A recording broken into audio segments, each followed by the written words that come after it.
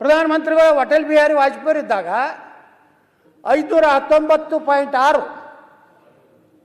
ಆಂಧ್ರ ಪ್ರದೇಶದ ಚಂದ್ರಬಾಬು ನಾಯ್ಡು ಅವರು ಅವತ್ತು ಮುಖ್ಯಮಂತ್ರಿ ಇದ್ದರು. ಪ್ರಧಾನಮಂತ್ರಿಗಳ ಬಳಿ ಸುಮಾರು 28-29 ತೆಲುಗು ದೇಶಮದ MP ಗಳನ್ನು ಹೋಗಿ ಕೂತರು. ಮನವಿ ಕೊಟ್ಟರೆ ವಾಜಪೇಯಿ ಅವರಿಗೆ. ಯಾಕೆ ಅವ್ರನ್ನ ನೆನೆಸ್ತೀನಿ ಅಂದರೆ ಇವತ್ತು ಅಟಲ್ ಬಿಹಾರಿ ವಾಜಪೇಯಿ ಅವ್ರನ್ನ, ಅಧ್ಯಕ್ಷರೇ, ನಾನು ಬಿಜಾಪುರದಲ್ಲಿ ಇದ್ದೆ, ನಾನು ಲೋಕಸಭಾ ಸದಸ್ಯ ಇದ್ದೆ. ಪತ್ರಕರ್ತರು ಬಂದು ಕೇಳಿದ್ರು, ಇವತ್ತು ಚಂದ್ರಬಾಬು ನಾಯ್ಡು ಅವರು ಭಾರತದ ಪ್ರಧಾನಮಂತ್ರಿ ಅಟಲ್ ಬಿಹಾರಿ ವಾಜಪೇಯಿ ಭೇಟಿಯಾಗಿದ್ದಾರೆ.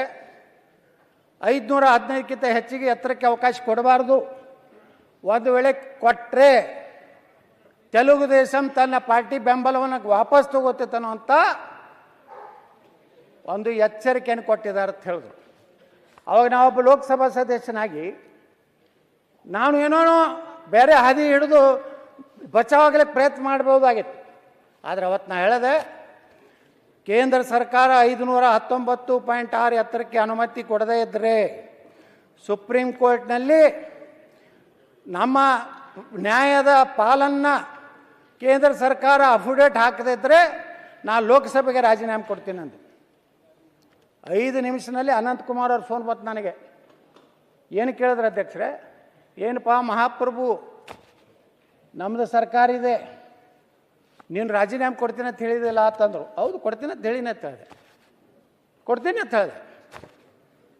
ನೀವೇ ಕಲಿಸಿರಲ್ರಿ ನಮ್ಮ ಮೊದಲು ದೇಶ, ಪಕ್ಷ, ಅಲ್ಲಿಂದ ನಾನು, ದೇಶ, ನನ್ನ ಕ್ಷೇತ್ರದ ಜನ, ನನ್ನ ಲೋಕಸಭಾ ಸ್ಥಾನ. ಅವಾಗ ಅಧ್ಯಕ್ಷರೇ ಧರ್ಮಸಿಂಗರು ಮುಖ್ಯಮಂತ್ರಿಗಳಿದ್ದರು. ಇಲ್ಲೊಂದು ಆಲ್ ಪಾರ್ಟಿ ಮೀಟಿಂಗ್ ಆಯಿತು ಬೆಂಗಳೂರಿನ ವಿಧಾನಸಭೆಯಲ್ಲಿ. ನಿರ್ಣಯ ಆಯಿತು, ಎಲ್ಲರೂ ಕೂಡಿ ಪ್ರಧಾನಮಂತ್ರಿಗಳನ್ನ ಭೇಟಿ ಆಗೋದಕ್ಕೆ. ಅದಕ್ಕಿಂತ ಮುಂಚೆ ಅನಂತಕುಮಾರ್ ಅವ್ರನ್ನ ನನ್ನ ಮನೆಗೆ ಕರೆಸಿ, ನೀ ಭಾಳ ಈ ರೀತಿ ಸ್ಟೇಟ್ಮೆಂಟ್ ಕೊಟ್ಟಿದ್ದು ತಪ್ಪುತ್ತೆ. ಆಯಿತು, ತಪ್ಪಿದ್ರೆ ಏನು ಆ್ಯಕ್ಷನ್ ತಗೋರತ್ತೆ. ಅವತ್ತೇ ನನ್ನ ದಿಲ್ಲಿ ಕರ್ಕೊಂಡು ಹೋದರು. ಅಟಲ್ ಬಿಹಾರಿ ವಾಜಪೇಯಿ ಅವ್ರ ಮನೆಗೆ, ಪ್ರಧಾನಮಂತ್ರಿಗಳ ಕಚೇರಿ ಮನೆಗೆ ಹೋದಿದ್ದು ಅಧ್ಯಕ್ಷರೇ. ನನ್ನ ಜೊತೆಗೆ ಬಸವರಾಜ ಪಾಟೀಲ್ ಸೇಡಮ್ ಇದ್ದರು, ಡಾಕ್ಟರ್ MR ತಂಗಾ ಇದ್ದರು, ಜಗದೀಶ್ ಶೆಟ್ಟರ್ ಇದ್ದರು, ನಾನು, ಅನಂತಕುಮಾರ್ ಅವರೆಲ್ಲ ಕೂಡಿ ವಾಜಪೇಯಿ ಅವ್ರ ಮನೆಗೆ ಹೋದಾಗ ನಮ್ಮ ಅನಂತಕುಮಾರ್ ಹೇಳಿದ್ರು, ಯಹಿ ದೇಖೋ ಬಿಜಾಪುರಕ್ಕೆ ಸಂಸದ್ ಐಸಾ ಬಾತ್ ಕಿಯಾ ಹೈ ಅಂತ ಹೇಳಿದ್ರು. ನಾನು ನೋಡಿದ್ರು ವಾಜಪೇಯಿ ಅವರು. ನಾ ಹೇಳಿದೆ, ಈ ರೀತಿ 519 ಆಗದೇ ಇದ್ದರೆ ನಾವು ಡ್ಯಾಮ್ ಕಟ್ಟಿ ಬೇರೆ ಜಿಲ್ಲೆಯವ್ರಿಗೆ ಕೊಡೋದು ಬಿಟ್ಟರೆ ಬಿಜಾಪುರಕ್ಕೆ ಏನೂ ಲಾಭ ಆಗೋದಿಲ್ಲ ಅಂತ ವಾಜಪೇಯಿ ಮುಂದೆ ಹೇಳಿದಾಗ, ಆ ಪುಣ್ಯಾತ್ಮ ಅಟಲ್ ಬಿಹಾರಿ ವಾಜಪೇಯಿ ಏನೋ ನೆನೆಸ್ತೇನೆ.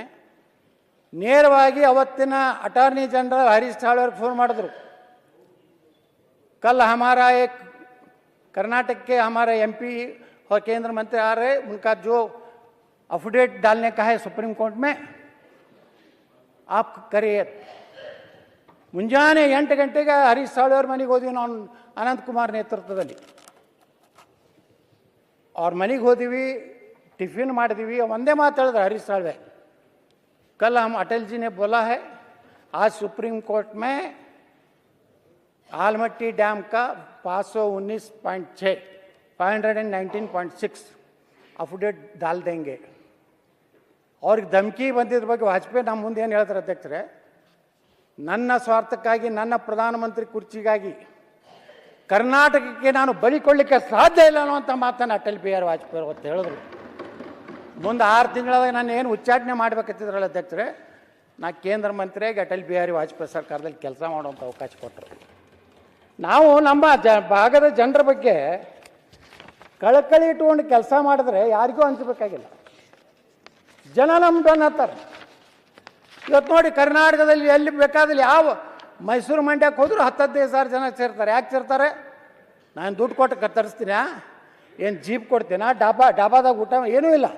15-20 ಜನ ಸೇರ್ತಾರೆ. ಯಾಕಂದ್ರೆ ಗಟ್ಟಿಯಾಗಿ ಒಂದು ಪ್ರತಿನಿಧಿಯಾಗಿ. ಇದು ಉತ್ತರ ಕನ್ನಡ ಸಮಸ್ಯೆ, ಸಮಸ್ಯೆ. ಈಗ ನಮ್ಮ ಕಡೆ ಎಲ್ಲ ಫೇಮಸ್ ಆಗ್ಬಿಟ್ಟಿದ್ದೀರಾ ನೀವು, ಬಿಜೆಪಿ ವಿರುದ್ಧ ನೀವು ಮಾತಾಡೋದಲ್ಲ. ನೋಡಿ ಅಧ್ಯಕ್ಷರೇ, ನಾನು ಯಾವ ರೀತಿ ಅನ್ಯಾಯ ಆಗ್ತದೆ ಇವತ್ತು ನಾವು ಹೇಳಿದೆ. ನಾ ಅಧ್ಯಕ್ಷರೇ, ಯಾವುದೇ ಪಕ್ಷಾತೀತವಾಗಿ ನಾ ಮಾತಾಡ್ತೀನಿ ಇವತ್ತು. ಯತ್ನಾಳ್ ನನಗೆ ಇಲ್ಲ ಇಲ್ಲ ನಿಮ್ಮ ನರೇಂದ್ರ ಪರವಾಗಿ- ಸ್ವಾಮಿ ಅವರ ನಿಮ್ಮ ನೀವು ಪರವಾಗಿ ನರೇಂದ್ರ ಸ್ವಾಮಿ ಅವರು ನೀವು ಶೀಘ್ರದಲ್ಲಿ ಮಂತ್ರಿ ಆಗೋದ್ರಿ ನೀವು ತುಂಬಾ ಪ್ರಖ್ಯಾತ ಆಗಿದ್ರಿ ಅಧ್ಯಕ್ಷರೇ. ನೀವು ಬಿಜಾಪುರದಲ್ಲಿದ್ದರೆ ಎತ್ತಾಳು, ಹೊರಗಡೆ ಬಂದ್ರೆ ಕಿತ್ತಾಳು. ನೋಡ್ರಿ ಅಧ್ಯಕ್ಷರೇ, ನಮ್ಮ ಸರ್ಕಾರ ಇದ್ದಾಗಿಂದ ಒಂದು ಅನ್ಯಾಯ ಹೆಂಗೆ ರಾಜೀವ್ ಕಾಗೆ ಅವ್ರು ಹೇಳಿದಾರಲ್ಲ, ನೀವು ಕಂಟಿನ್ಯೂ ಮಾಡಿ. ಅವ್ರು ಯಾಕೆ ಡಿಸ್ಟರ್ಬ್ ಆಗ್ತೀರಿ?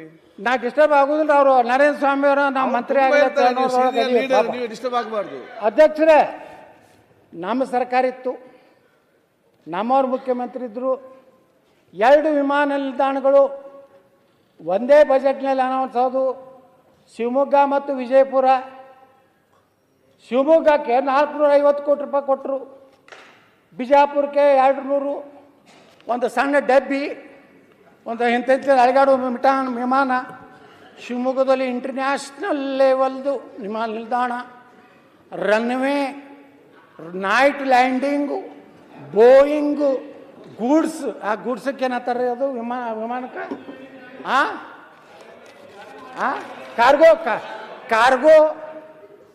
ಬಿಜಾಪುರಕ್ಕೆ ಏನೈತಿ, ಒಂದು ಸಣ್ಣದು ಗಡ್ಡೆ ಹೋಗಿ ಡಬಕ್ಕತ್ತು ಬಿದ್ದು ಯತ್ನಾಳ ವಿಮಾನ ಪತನ, ಯತ್ನಾಳ ಮೇಲೆ.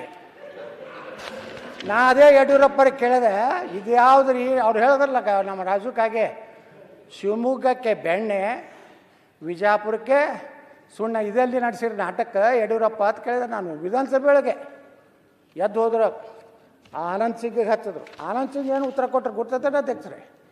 ವಿಜಯಪುರದ ವಿಮಾನ ನಿಲ್ದಾಣದಲ್ಲಿ ಹೈ ಟೆನ್ಷನ್ ವೈರ್ ಇರೋದ್ರಿಂದ ಉದ್ದಾದ ಒಂದು ರಸ್ತೆ ರನ್ವೇ ಮಾಡಲಿಕ್ಕಾಗಲಿಲ್ಲ. ಅಂದೆ ಹೈವೇ ಟೆನ್ಷನ್ ಕಿತ್ತು ಹೊಡಿಯಪ್ಪ ಕಡೆ, ನನಗೆ ರನ್ವೇ ಮಾಡತ್ತಾರೆ. ಜಗಳ ತೆಗೆದೆ. ಇವತ್ತು ನಮ್ಮ ಬಿಜಾಪುರದು ಮುಂದೆ ಸೋಮಣ್ಣ ಬಂದ್ರೆ, ಇವತ್ತೇನು ಕೇಂದ್ರ ಮಂತ್ರಿ ಬಂದು 200 ಕೋಟಿ ಕೊಟ್ಟರು. ಶಿವಮೊಗ್ಗ ಈಕ್ವಲೆಂಟ್ ಬಿಜಾಪುರ ವಿಮಾನ ನಿಲ್ದಾಣ ಆಯಿತು. ಅದು ನಮ್ಮ ಹೋರಾಟದ ಫಲ. ನಾವು ಬರೀ ಅಂಜು ಕೂತಿದ್ರೆ ಭಾಳ ಉಚ್ಚಾಟನೆ ಇನ್ನೂ 10 ಸಲ ಮಾಡಲಿ, ನಾನೇನು ಅನ್ಸೋದಿಲ್ಲ. ನಾಳೆ ನೇರವಾಗಿ ಜನರಿಂದ ನಂದೇ ಪಕ್ಷದಿಂದ ಬರ್ತೀನಿ, ಅದು ನನಗೆ ಭಯ ಇಲ್ಲ. ಅದಕ್ಕೆ ಅಧ್ಯಕ್ಷರೇ, ಇವತ್ತು ನಮ್ಮ ಮುಖ್ಯಮಂತ್ರಿಗಳೇ ಹೇಳಿದ್ರು ಇದೇ ಸದನದಲ್ಲಿ, ಬೆಳಗಾವಿ ಅಧಿವೇಶನದಲ್ಲಿ ತಮ್ಮ ಉತ್ತರ ಕೊಡುವ ಸಮಯದಲ್ಲೇ ಹೇಳಿದ್ರು, ಮಿಸ್ಟರ್ ಯತ್ನಾಳ್, ನಿಮ್ಮ ವೈನ್ ಬೋರ್ಡಿಗೆ ಒಂದು 100 ಕೋಟಿ ಕೊಡ್ತೀನಂದ್ರು. ಇನ್ನೂವರೆಗೆ ಮುಖ್ಯಮಂತ್ರಿಗಳು ಮನಿ ಬಜೆಟ್ನಲ್ಲಿ ಘೋಷಣೆ ಮಾಡಲಿಲ್ಲ. ಇದಕ್ಕೆ ಅನೇಕ ಕಚೇರಿಗಳು ಇವತ್ತು ನೋಡ್ರಿ ಅಧ್ಯಕ್ಷರೇ, ಇವತ್ತು ಕೃಷ್ಣ ಭಾಗ್ಯ ಜಲಗಮನದ ಆಫೀಸು ನಮ್ಮ ಅಧಿಕಾರಿಗಳಿಗೆ ಬೆಂಗಳೂರು ಬಿಟ್ಟು ಬರುವಂಥದ್ದು ಇನ್ನೂ ಅವ್ರದ್ದು ಇದು ಮೂಡಿಲ್ಲ. ಆಲ್ಮಟ್ಟಿಗೆ ಹೆಂಗೆ ಬರೋದು ಒಂದು ಹಳ್ಳಿಗೆ? ಇಲ್ಲಿ ಕಮಿಷನರ್ ಆಫೀಸ್ ಇದೆ ಸುಗರ್ದು, ಅದು ಬೆಂಗಳೂರಿನಾಗೆ ಇರ್ತಾರೆ ಅವರು. ನೀವು ಯಾವ್ಯಾವ ಶಿಫ್ಟ್ ಮಾಡಿಲ್ಲ ಅಂತ ಹೇಳ್ತಿರಲ್ಲ, ಏನೋ ಒಬ್ರು ಹೇಳಿದ್ರೆ ಯಾರೋ 17-18 ಕಚೇರಿಗಳು ಇವತ್ತು ಇದು ಇಂಥದ್ದು ಒಂದು ಸುವರ್ಣಸೌಧ ಕಟ್ಟಿರಿ ಅಧ್ಯಕ್ಷರೇ. ಇದ್ರ ಕೆಲಸ ಏನು? 10 ದಿವಸ. 10 ದಿವಸನಾಗ 2 ಜನ ಧರಣಿ ಪರಣಿ ಹಿಡಿದ್ರೆ ಒಂದು 5-6 ದಿವಸ ನಡೀತೈತಿ. ಅಟ್ರ ಸಲುವಾಗಿ ಕೋಟಿಗಟ್ಟಲೆ ಖರ್ಚು ಮಾಡಿ ಇಂಥದ್ದು ಬಿಲ್ಡಿಂಗ್ ಕಟ್ಟಿ, ಇದ್ರ ಮಗ್ಗಲ್ಲಿ ಒಂದು ಶಾಸಕರ ಭವನ ಇಲ್ಲ, ಯಾವ ಸೆಕ್ರೆಟ್ರಿಯೇಟ್ ಇಲ್ಲ, ಆ ಮಂತ್ರಿಗಳದೇ ಇಟ್ಟಿಟ್ಟು ಚೇಂಬರು. ಯಾವ ಪುಣ್ಯಾತ್ಮ ಆರ್ಕಿಟೆಕ್ಟು ಏನೋ ಅವ್ನಿಗೆ ಹೋಗಿ ಸನ್ಮಾನ ಮಾಡೇಬೇಕ್ರಿ. ಆಫೀಸರ್ಗೆ IAS ಆಫೀಸರ್ ಅವ್ರ ಕೂತ್ರ ಕಾಲು ಹತ್ತಂಥವು. ಇದು ಎದಕ್ಕೆ ಉಪಯೋಗ ಆಯ್ತದು? ಇದರ ಸಾರ್ಥಕತೆ ಏನು? ಉತ್ತರ ಕರ್ನಾಟಕದ ಈ ಒಂದು ಕಟ್ಟಡ ಕಟ್ಟಲಿಕ್ಕೆ ಸಾರ್ಥಕತೆ ಏನು ಅಧ್ಯಕ್ಷರೇ?